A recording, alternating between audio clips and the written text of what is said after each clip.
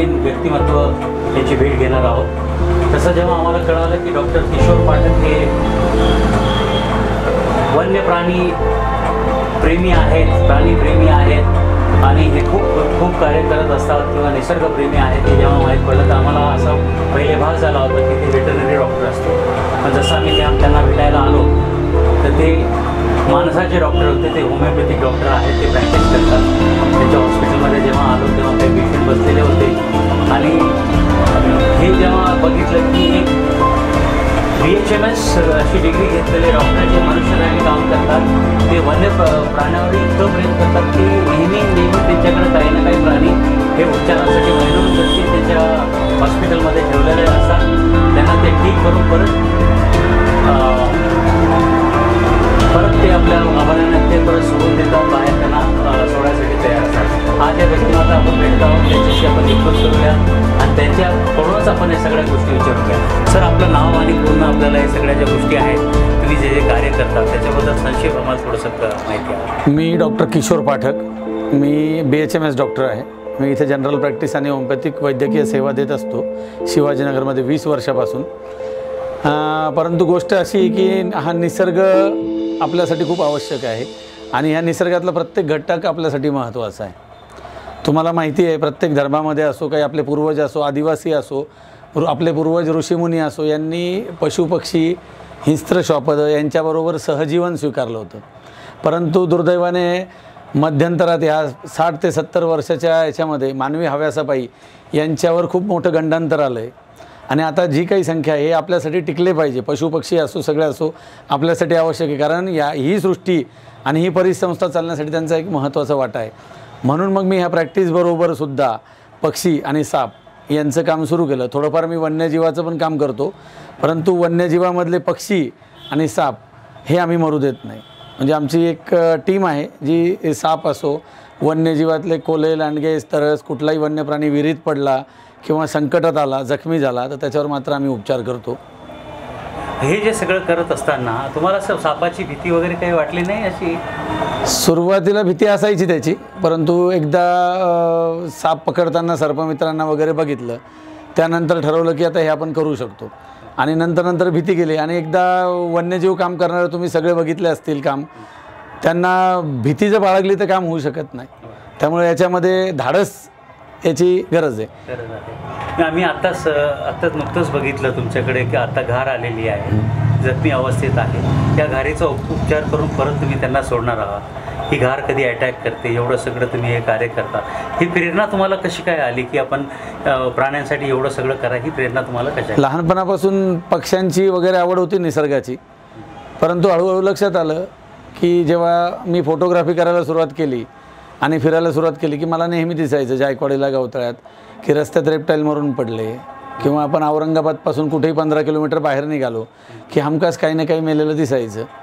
नंतर मग ठरवलं की आता आपण या पक्ष्यांसाठी काहीतरी करायचं।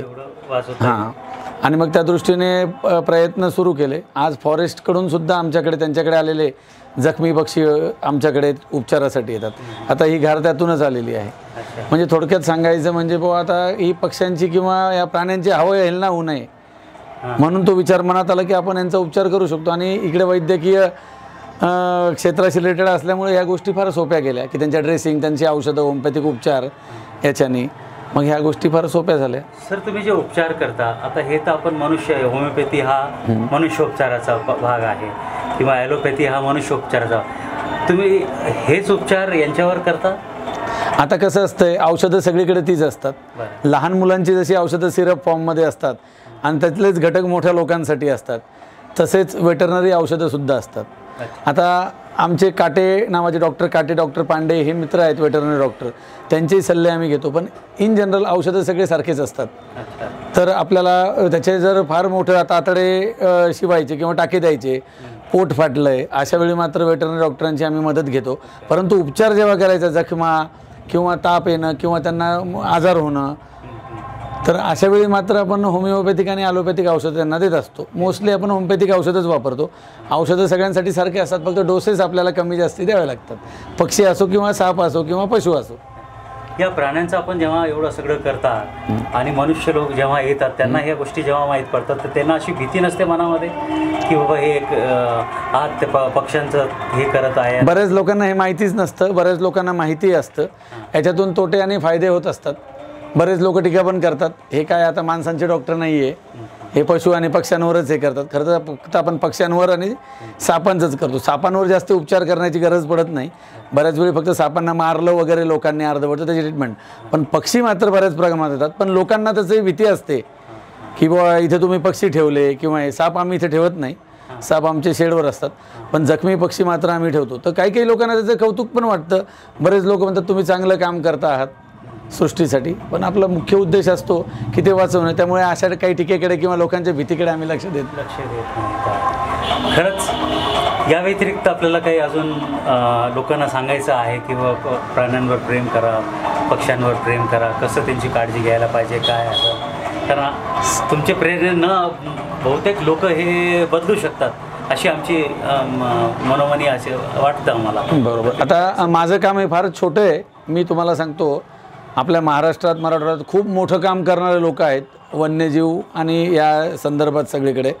तर आपला एक छोटा खारीचा वाटा आहे. पण माझं एक सगळ्यांना प्रेक्षकांना आपल्या रसिकांना सांगणं आहे की आपल्या आसपास जर कधी आपल्याला जखमी पक्षी आढळले, प्राणी आढळले, आपल्या आवारात कधी साप आले तर जरूर तुम्ही आम्हाला कळवा. आम्ही त्यांच्या उपचारासाठी तयार आहोत आणि आम्ही हा संपूर्णपणे मोफत उपचार करत असतो पक्ष्यांवर वगैरे. तर लोकांनी यांची भीती न बाळगता यांना सहाय्य करावं. कारण आज हे पक्षी जगले. उदाहरणार्थ तुम्ही ही घार पाहिले, आम्ही कावळ्यावर वटवाघळांवर पण उपचार केलेले. कावळे असो पक्षी असो हे खूप मोठं काम करतात. आज रस्त्यावर जनावर मरून पडले तर पूर्वीच्या काळी गिधाडं व्हायचे, आता गिधाडं येत नाही, पण या घारी आणि कावळेच ते त्याची वाट लावतात, ते निपटून टाकतात. बरेच पक्षी परागीभवनात काम करतात. बरेच पक्षी जे आहेत हे धान्यावरले कीटक खातात. आज आपण बघतो साळुंक्या, कावळे, आपल्याकडे कचऱ्याच्या एवढ्या मोठ्या समस्या आहे. तर आज कचरा कुंडीवरचं खरकटं अन्नाव्यतिरिक्त बरेच त्यातले किडेसुद्धा हे पक्षी खातात. आज घुबड आहे, घारी आहे, हे उंदीर बेडूक खातात. उंदीर शेतकऱ्याचं 30% नुकसान करतं. म्हणून हे पशुपक्षी आपल्या कामाचे आहेत. म्हणून त्यांना वाचवणं सगळ्यांनी गरजेचं आहे. धन्यवाद डॉक्टर साहेब.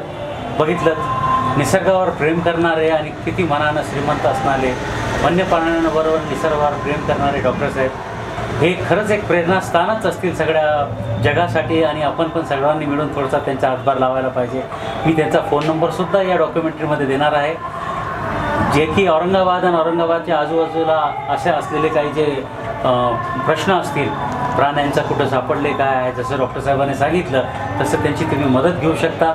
आणि या पूर्ण समाजाला आणि या मॅनकाइंडला तुम्ही ती मदत की आता मी असा विचार करतो की आपण जर खरंच आपल्याला अजून एखादं अपत्य असतं त्याच्या शिक्षणासाठी आपण खर्च केला असतं, आपल्याला जर खूप व्यसन असते तर त्याचा किती खर्च झाले असते तर तो खर्च. बरोबर आहे सर. अजून एक प्रश्न मला विचारायचं होतं की तुम्ही एवढा जो खर्च करतात, आता पक्षीचा उपचार करायचं, यांच्यावर जो लागणारा औषधाचा खर्च आहे सगळा जो आहे, मेहनत तुम्ही करता, तुमचं नॉलेज तुम्ही वापरता, ठीक आहे, पण इंजेक्शनं देणे वगैरे हे ते हा खर्च आपण आपल्या पैशातून करता की काय आपल्याला सरकारी काही मदत वगैरे मिळते याच्यात? सरकारी मदत यात काही मिळत नसते खरं तर. आता इंगळे साहेब तुम्हाला मी एक सांगू इच्छिल की आपण मला जे सांगितलं होतं की एक संगीता नावाच्या ज्या महिला आहेत यांचा इन्कम 300 रुपये रोज असताना हे 100 रुपयाचं फक्त त्या कुत्र्या आणि मांजरींसाठी खर्च करतात. तर मग आपण डॉक्टर असताना आपल्याला किती खर्च लागणार यात? दुसरी गोष्ट पशुपक्ष्यांसाठी काही खर्च लागत नसतो. हे काही फार खर्चिक बाब नाही आहे. आणि दुसरी गोष्ट म्हणजे काही आम्हाला मोठं जरी लागलं तरी वेटरनरी डॉक्टर जे आहेत आमचे मित्र ते बऱ्याचपैकी यामध्ये आम्हाला फुकट मदत करतात. आणि पशुपक्ष्यांना काही फारसा खर्च त्यात लागत नाही. आणि जरी लागला तरी आम्ही असं समजतो की आपण जर व्यसन केले असते आज तर आपल्याला महिन्याकाठी 5-1 हजार रुपये 4 हजार रुपये लागले असते. तर ते पैसे आपण इथे लावायचे. आपल्याला एखादं अपत्य असतं तर आपण त्याच्यासाठी शिक्षणासाठी खर्च केला असता, असं समजायचं की 1000 रुपये महिन्याला आपण यांच्यासाठी खर्च करतो. खरंच अभिनंदनस्पद आहे. आणि असे लोक आपल्या समाजाला आहेत म्हणून हा समाज टिकून आहे. ही आम्हाला आज असं वाटतंय की हा समाज जो टिकलेला आहे तुमच्यासारखे देव माणसं या कार्यामध्ये सहभागी आहेत म्हणूनच आहे.